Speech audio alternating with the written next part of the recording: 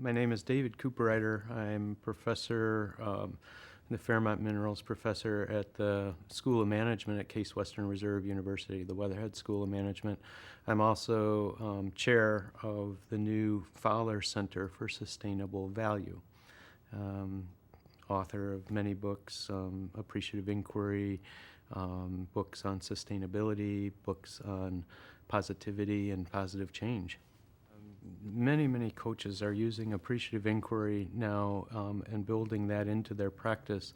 In a nutshell, appreciative inquiry is an approach to transformation and development that is all based on a questioning kind of approach that searches for everything that gives life to a living human system when it's most alive. And it uses that kind of inquiry process. For example, we have an encyclopedia of positive questions, hundreds and hundreds of carefully crafted questions to help elevate the true, the good, the better, the possible, everything that gives life to a system. So appreciative inquiry is a process, as the word sounds, that brings those two things together. It's really, if I was going to underline the two words, it's inquiry. It's search, it's inquiry, it's discovery, everything that gives life to a living human system. But it's also appreciative inquiry in the sense that appreciation has a double dictionary term. It means, first of all, to value, to be able to see those things that give life and give value, to be able to value those things of value worth valuing. It also means to increase in value. You know, it has an economic connotation. You know, the housing market has appreciated, hopefully, in value. And so appreciative inquiry has that double meaning, because what we're finding is as human systems move in a direction of what they most powerfully, consistently, and actively ask questions about. Do we really want to do one more low morale survey in the corporation to try and help create movement, or might we be better off searching for, through an appreciative inquiry process, everything that gives life to that system when it's a magnetic work environment?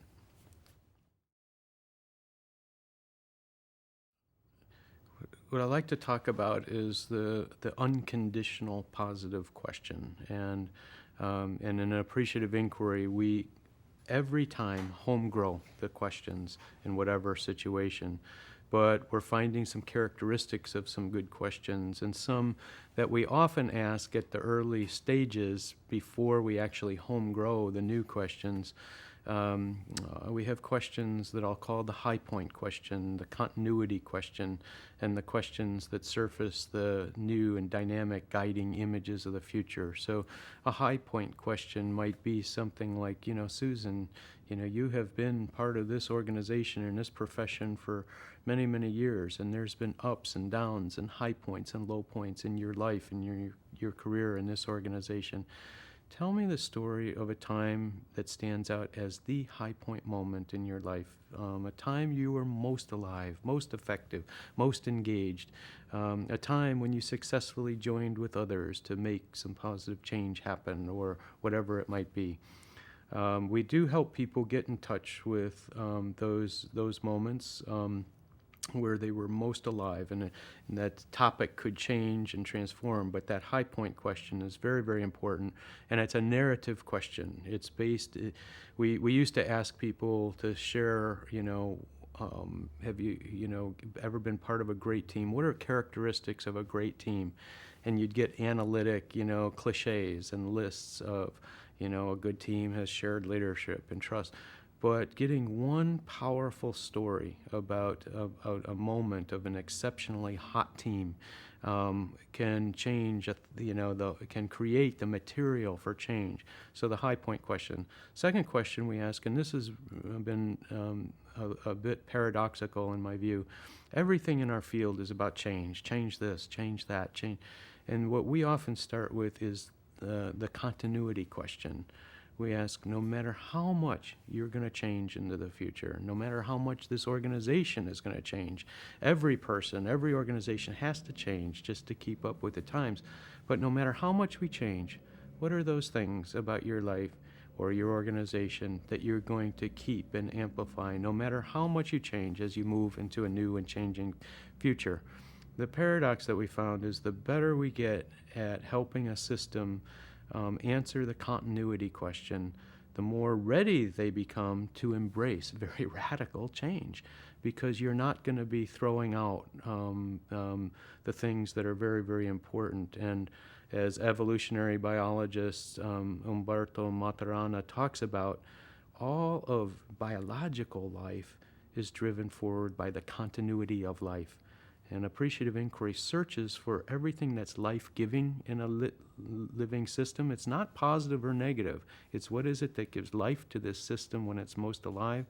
And so that continuity question is absolutely key. And then the third question is around, that recognizes the power of guiding images of the future, that we live often as human beings guided by anticipatory reality, that behavior is shaped through anticipatory reality.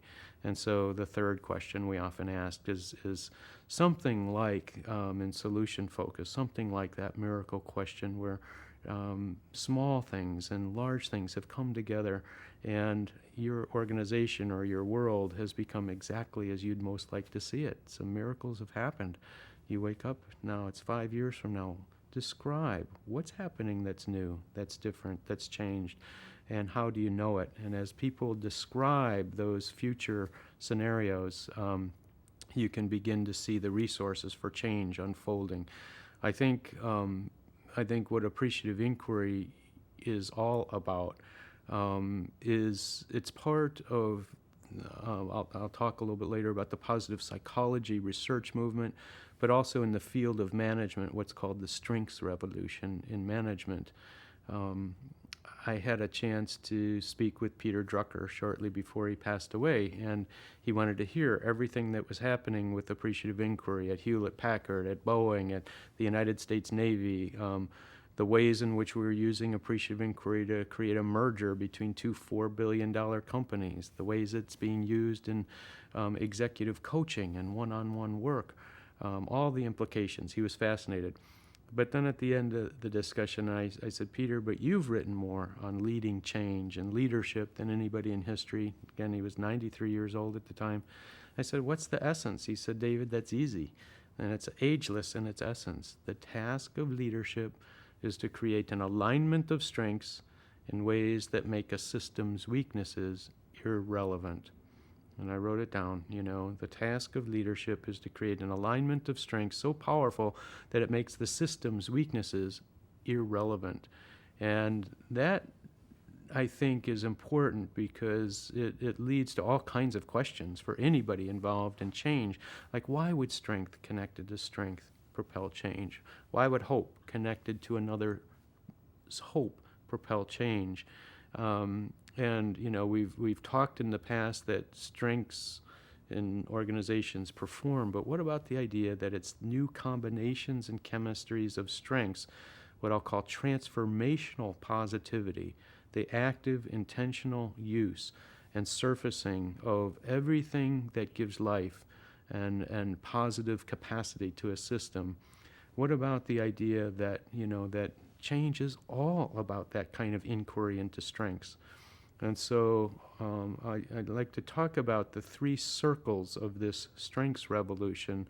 At the individual level, it's all about the tools and methods for the elevation of strengths, and a lot of work with appreciative inquiry happening there.